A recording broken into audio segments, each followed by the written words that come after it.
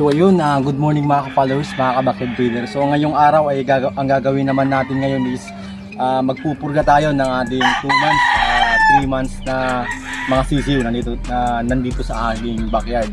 So ngayon nagpupurga tayo. So pag mga 2 months mga ka-followers, mga ka-backyard, 3 months, hindi pa ako nagbibigay ng tablet na pamurga.